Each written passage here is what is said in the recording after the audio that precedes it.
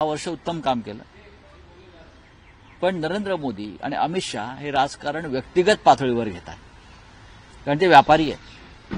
व्यापारी जसं आपल्या व्यक्तिगत पातळीवर फायदा आणि तोटा पाहतो त्या पद्धतीने ते पाहत असतात.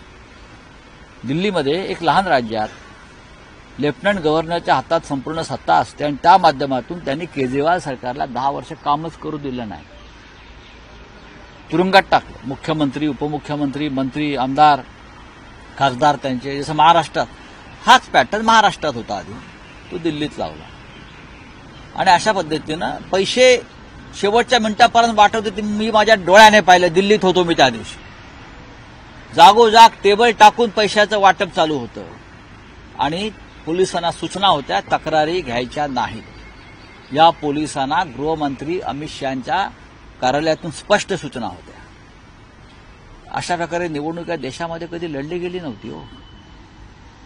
हार जीत होते, संघर्ष होतो, राजकारणात लढाई होते, पण अशा पद्धतीनं कोणी या देशात आतापर्यंत निवडणुका लढले नव्हते.